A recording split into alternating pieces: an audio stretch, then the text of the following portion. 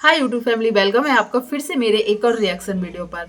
तो हो सकता है ये रिएक्शन वीडियो शायद बहुत लेट आ रहा है, क्योंकि कुछ वजह के कारण मैं नहीं बना पाई ये रिएक्शन। पर आप लोगों ने देखा होगा अंशु, मैंने जो अंशु पर लास्ट वीडियो बनाई थी तब तक अंशु शायद अपने घर पहुंची है, उसका वीडियो नहीं आया था। पर मैंने देखा परसों शायद अंशु अपने घर पहुंच गई है, वो वाला वीडियो। तो अंशु अपने घर पहुंच गई है, फिर भी अभी बहुत से लोग, देखो, यदि कुछ लोग सपना के लिए अच्छा बोलते हैं तो कुछ लोग ऐसे हैं जो अंशु और राजवीर के मम्मी पापा के लिए भी बहुत अच्छा बोलते हैं और अच्छा सोचते हैं। जैसे ही अंशु ने ब्लॉग स्टार्ट किया तो उसने बताया कि आज वो अपने घर जा रही है, गांव जा रही है। तो जो सूरज की मम्मी है वो उसके लिए खाना बना के पैक करके भी रख रही थी रास्ते के लिए। तो कई लोगों ने बोला है कि आज अंशु जा रही है तो सूरज की मम्मी और पापा बहुत ही ज़्यादा उदास हैं। और बहुत से लोगों ने बोला है कि शायद अंशु को यहीं रुकना चाहिए। वैसे मैंने अगले वीडियो में आप लोगों को बताया था कि सूरज की मम्मी और पापा ने बता दिया है, मतलब सपना की सास ससुर ने बता दिया है कि शायद जब अंशु की छुट्टियां हो जाएंगी तो वो अंशु को यहीं पर रखेंगे, दुनिया को जो बोलना है बोलने दे। तो अभी तो अंशु चली गई है, अब कब आएगी नहीं आएगी ये तो पक्का नहीं है। पर अंशु के जाने से जो रिएक्शन हमने देखे हैं, रिएक्शन मतलब कमेंट सेक्शन जिनके होते हैं, वो हम लोगों ने पूरे रीड किए हैं। बहुत से कमेंट मैंने रीड किए हैं, जिसे देखकर मुझे ये लग रहा है कि बहुत से लोग ऐसे हैं जो अभी भी चाहते हैं कि अंशु को शायद आ जाना चाहिए शिवपुरी में, क्योंकि अंशु के जाने से फिर से वो घर सूना हो गया है। और जो ऑगी है वो भी, और सपना की सास जो है उनकी फेस पे भी अलग उदासी दिख रही थी, क्योंकि कुछ दिन के लिए शायद उनके घर में रौनक आई थी, थोड़ी हलचल हुई थी, अच्छा लग रहा था माहौल। पर अब फिर से वो दोनों अकेले रह गए हैं।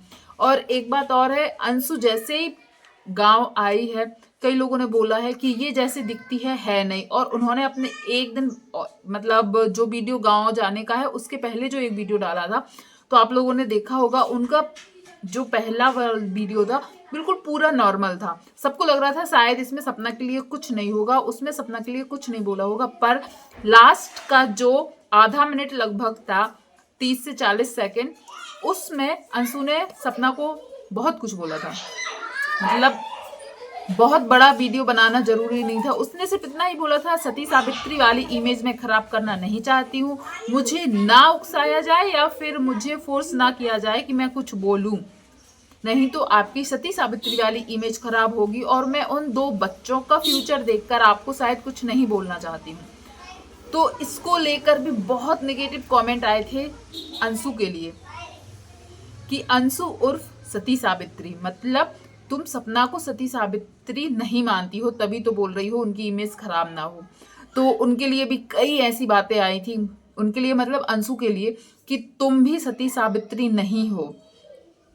जिस भाभी ने तुम्हें कभी माँ माना था, हो सकता है दोनों साइड की कुछ ऐसी बातें हैं, जब हालात खराब होते हैं ना तो सिचुएशन ऐसी हो जाती है कि सामने वाला फिर बुरा लगने लगता है। और ऐसे ही ऐसे ऐसे ऐसे बढ़ के इन लोगों के मनमुटाव इतने बढ़ गए हैं कि शायद ये लोग एक दूसरे की बात भी नहीं करना चाहते हैं।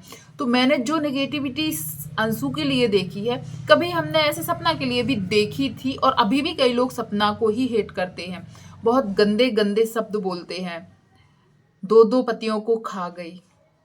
ये जब मैंने कमेंट पढ़ा ना, दो दो पतियों को खा गई, तो क्या उसने अपने पतियों को मारा है, या उसने भगवान को बोला था कि इनको मार दो, या उनको मारने से सपना को कोई खुशी हो रही थी? कोई ऐसे कमेंट कैसे कर सकता है?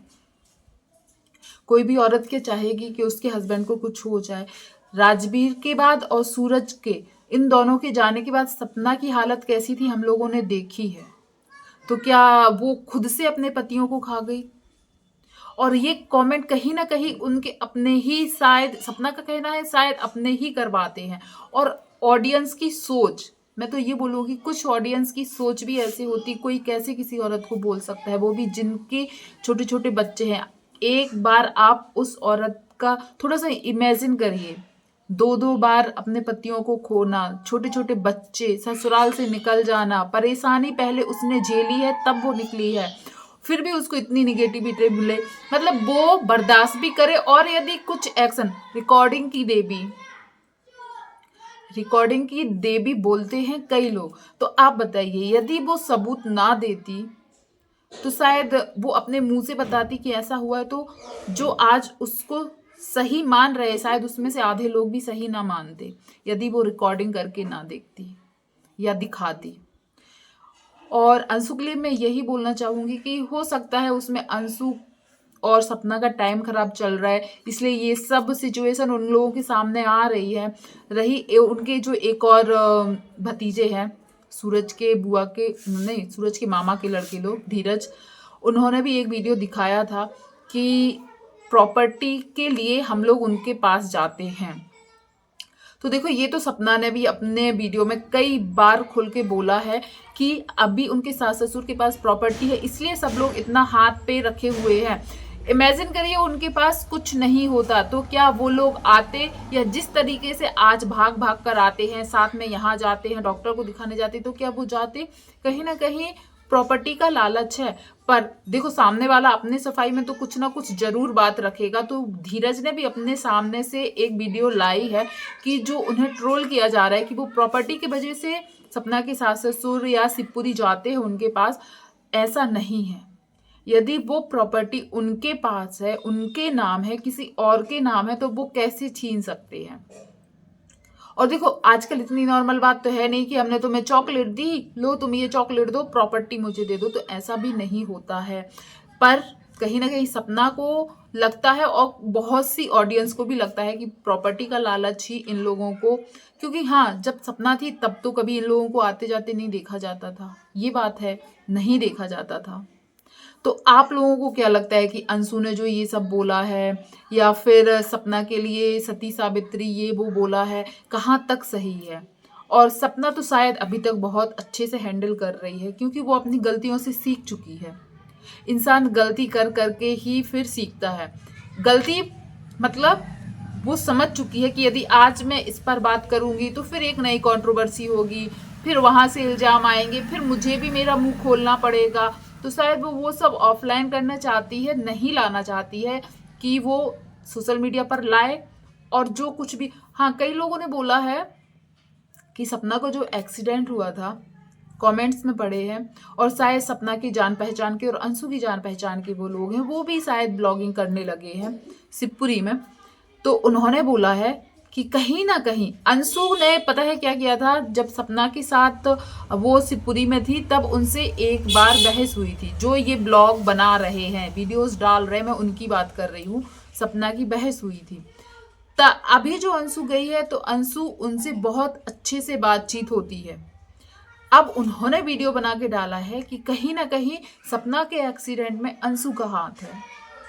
तो क्या ऐसा हो सकता है सपना के जो अभी एक्सीडेंट हुआ था उनकी कार का, उसमें अंशु का हाथ है? तो देखो, ये तो मैं बिल्कुल भी नहीं बोल रही कि ये सच है। अंशु ने ही एक्सीडेंट, इतना नहीं कर सकती है वो, हाँ बोल सकती है या कुछ प्रूफ रखने के लिए वीडियोस बना सकती है, पर ये कि वो एक्सीडेंट करवा दे, ये मैं नहीं मतलब बता सकती हूँ कि ये बिल्कुल सच है। मुझे लगता है ये तो सच में भी उसके लिए ही वो लोग वीडियो बना रहे हैं कि अंशु ने ही सपना का एक्सीडेंट करवाया था। ऐसा बिल्कुल नहीं है, क्योंकि ऐसा यदि सपना को डाउट होता तो वो जरूर वीडियोस में कुछ तो हिंट देती कि ये सब यदि हुआ है तो कहीं ना कहीं अंशु का हाथ है, पर उसने ऐसा कुछ नहीं बोला है। तो बाकी के देखो, कुछ रिएक्शन चैनल या सपना के ऊपर जो वीडियोस बनाते हैं, इतनी फेक वीडियो बना देते हैं, इतनी फेक वीडियो बना देते हैं कि जो चीज़ है भी नहीं। मानती हूँ अंशु की बहुत जगह पर गलती है, और पर इतनी कि वो किसी का एक्सीडेंट करवा दे, सपना का एक्सीडेंट करवा दे, ये नहीं हो सकता है, मुझे ऐसा लगता है। पर आपके क्या ख्याल है तो आप भी जरूर बताइएगा। और सपना और अंशु के बीच अभी शायद ऑफ कैमरा बहुत कुछ हो रहा है, उनकी जो इन लॉज है सपना के, उनके बीच। पर शायद सपना ने जैसे बोला ना कि वो किस किस को जवाब देगी, सोशल मीडिया पर लाओगे तो फिर हर दिन एक नया आपको प्रूफ रखना पड़ेगा, इसलिए शायद सपना ये सब सोशल मीडिया पर नहीं ला रही है। और अंशु क्या सपना का एक्सीडेंट करवा सकती है जरूर। इस बात पर यदि आपके क्या ख्याल है, आपको लगता है सही, ये भी कमेंट करके जरूर बताइएगा। और वीडियो पसंद आया हो तो प्लीज़ चैनल को सब्सक्राइब जरूर कीजिएगा जो पहली बार आए हैं। धन्यवाद।